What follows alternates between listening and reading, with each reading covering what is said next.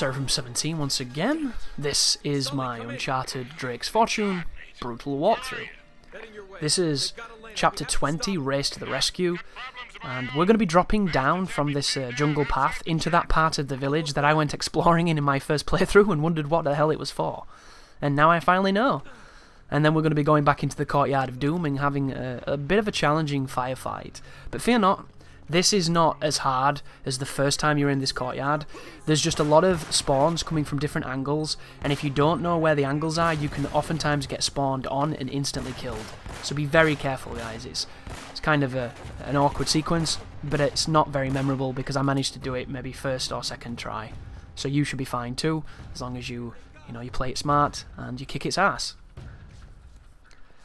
But I mentioned in the first video of this series that it's a great time to be a Naughty Dog fan, and I don't know if I mentioned why, because that's what happens when I do these commentaries. There's a million things I want to talk about, and then I hit record and I talk about none of them. It's really stupid. But alas, it's just how it kind of goes. And did you know how I mentioned that if you stay here, you're going to get spawned on? Well, Chris didn't know that yet, so he thinks he's got a really good spot taking these people out with awesome blind fire. And then to my left, people drop from the tower. So you need to get to where Sully is after you kill a couple of these waves, or you're going to have a bad time. But this position is really good. And look at the shotgun, guys. This gun is amazing. I'm getting hit from the side. Oh, no. Look at that. Jesus Christ. This made the video? That made the video. Wow. See what I mean, guys? Sometimes you need a bit of luck. People joke, oh yeah, luck, because they think it's on a difficulty it's not, because they're fucking bitches. But if that isn't luck, what is luck, you know? The blind fire did really well as well. Oh my goodness, blind fire sniper, and it worked. This might be the best video in the guide. I look like a god right now. That's insane. Oh, and there is the spawn that's going to be a pain in the dick, so move. There you go. And then the rest of this fight is gravy.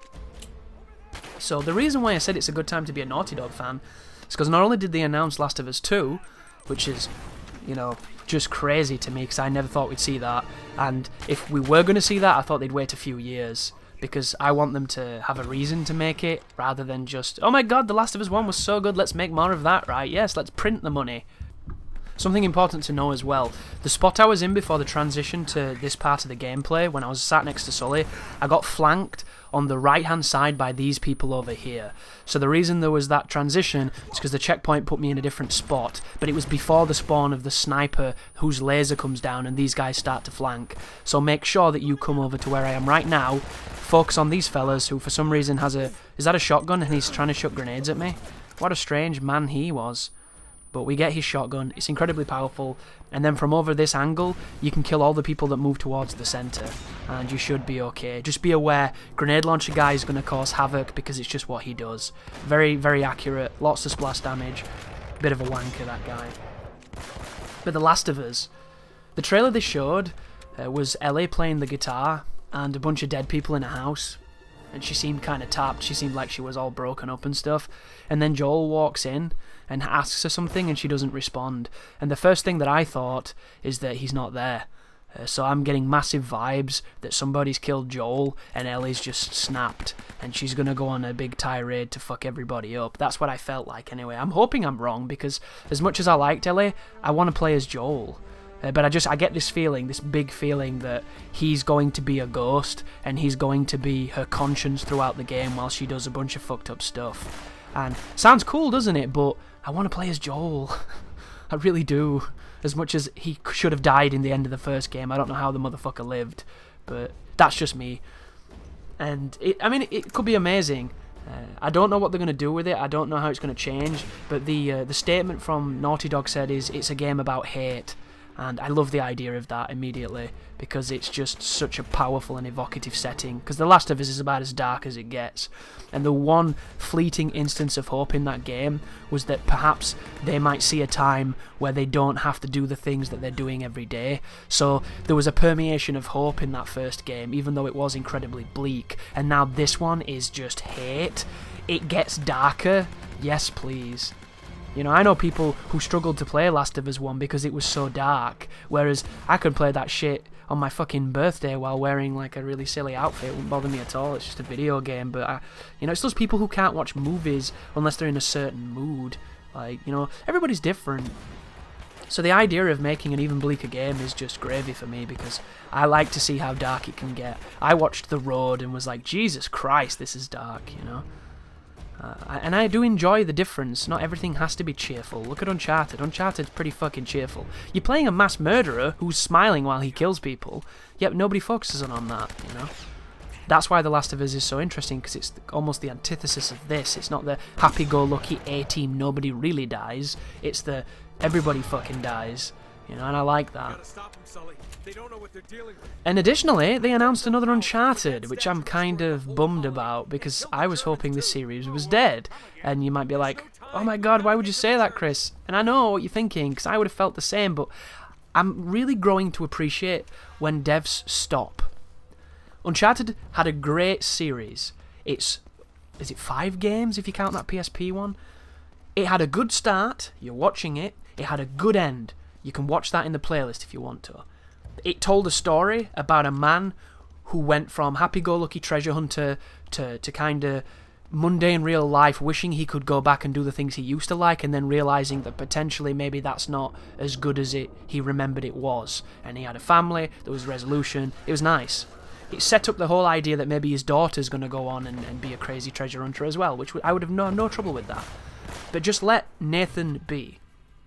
You know, let his story, let the people he's incorporated with, let his situation just kind of be as it is. And then this announcement, as I was reading it, apparently it started off as Uncharted 4 DLC, and it's got so big, and apparently the story was so worth telling, that it's become its own standalone thing. So it's kind of like fucking Half-Life, what was it called? Blue Shift? Forget the name of that one that I've got behind me. I bought a PC game once. What a mistake that was. I'm only joking. But it's got Nadine from Uncharted 4, and it's got Chloe from, is it Uncharted 2 I think she was in? She might have been in the 4th one, I can't remember. That's how much I've played so many games since I've played Uncharted 4, it's kind of silly. But it's these two girls going on their adventure, doing whatever it is that they do, and it's kind of this side story, and they say it's going to be shorter than Uncharted 4, but longer than Left Behind. And I've took shits that were longer than Left Behind, so I don't really know what that means as far as a metric. So I just don't get it. I don't understand why they're doing it either. And it might be the best thing ever, it might be absolutely amazing. The thing I can think of is, they've created a pretty game with Uncharted 4. Beautiful engine, beautiful assets, why not use it, right? And I think that's maybe what they're doing. But if you were to ask me if I'm excited, I'm not. Because I wanted it to stop, and I wanted something new to start. Like, as much as people miss Crash Bandicoot, aren't you happy that it had a great run, and it didn't linger, and just decrepit itself, and rot, and just become shit? Turn into what Sonic is? Do you want Crash Bandicoot to become Sonic, where he's limping around on crutches in joke, meme-filled games because they can't make a good Sonic anymore, yet they keep trying, and at this point they're just smearing shit on their face and headbutting the fucking computer? Like, I wouldn't want Crash Bandicoot to turn into that, and I was never a massive Crash Bandicoot guy. But Crash stopped, had its legacy, they moved on. Then we got Uncharted, Uncharted stopped, had its legacy, then we move on, and then immediately it's like, oh, it's back. And we knew there was going to be story DLC, but I just didn't expect it to be called something different. I expected it to be just, I don't know. It's weird to me, really weird. So I don't know how to feel about it. How do you feel about it? Is it good, is it bad? Or were you like me, were you hoping they were going to announce, like they were doing, I don't know, a first-person something? First-person game that has mechanics that you've never heard of, you've never seen before, and they completely redefine it. By the way, I don't have any bullets, and I don't want to die, because this is a long checkpoint. So I'm hoping that Sully's going to kill him. But Sully's not killing him, so I'm pretending to shoot him now. I'm pretending to fight. Clicking my empty gun. There you go. I'm amazing. And you know what's going to happen? I'm going to have to run out and pick up a gun. Because once again, this is what difficulties do wrong in my mind. It should never be about ammo management unless it's a survival horror game. In an action game, it should never be about ammo management. I just don't believe in that. Unless you're using a power weapon. If you're using something very powerful, it should be a limited resource. But there should never be a moment where you have to put yourself in a shitty situation to get ammunition, because it's not difficult, it's just arbitrary. I would rather this guy be wall running, jumping around and an absolute beast, than sitting behind a fucking wall because I don't have a gun to engage him with. And I'm trying to snipe him because at that range he can instantly kill me. Because this guy's very dangerous, and Isn't this glorious? Look at this gameplay right now. This is exactly what you wanted to watch, right, guys? He has a shotgun, if you're wondering. You might be like, why aren't you fighting him? Dude has a shotgun. One-hit kill.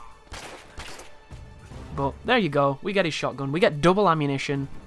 That's a beautiful day. And then I can get back in cover and finally engage the rest of the fight, which I'm almost certain I have to push forward to trigger because this game loves doing that. Oh, interesting. Somebody's above us. Damn. Where was he? Up on the balustrade or whatever it is. There's an M4 there. Chris, pick it up. Use the M4 first, and then use the spaz on the people on the ground. It's got one bullet in it. What a fucking game! An absolute joke. Uh-oh. Laser sight. Spam roll. There's the Beretta refill. It's kind of a bad situation to be in, but look at the sticky cover. God, it's rage-inducing. I'm so glad they fixed that. So I'm pushing up to where Sully is, over here by this altar. And then and I'm also getting rushed by people, so this is kind of hairy right now. Bit of a hairy situation. But the shotgun is going to make light work of this because it's incredibly good. Just bear in mind that these people probably have pistols, and the pistols is the gun of doom. The pistol will put you down infinitely quickly. Oh, he's got a shotgun, even better. See you later. I love the shotgun, dude. It's so much fun. It'd be nice if every so often Nate would just be like, wrong. Do it. Ooh, that should have been a headshot, damn you. This game's cheating. Maybe I hit the invisible wall. Whoa, I missed. Damn it. Some Kane and Lynch shooting right there. Look at this guy go. He's a beast. I can't believe I survived that. I ran through a room where there was 3 people actively spawning. That's generally a death sentence, but I'm glad it made it into the guide because it just goes to show you can be aggressive and win. Look at that. The music stops. You're like, oh, is he dead? No. Music starts again. Did you peek out and get instantly killed? I hope not. Because that's the kind of shit that happens. And then this'll kill him in 1 hit. Oh, I said this'll kill him in 1 hit. Bitch. What's that about? It's a fucking Desert Eagle, dude. Does it have diminished returns over distance? I didn't know there was damage indicated by range. Maybe they're just so tough now they take 2 Desert Eagle shots. I don't remember that. But we did it, guys, and we didn't die. Get us. Imagine that. And that is the end of the mission. So thank you very much for watching. You take care now.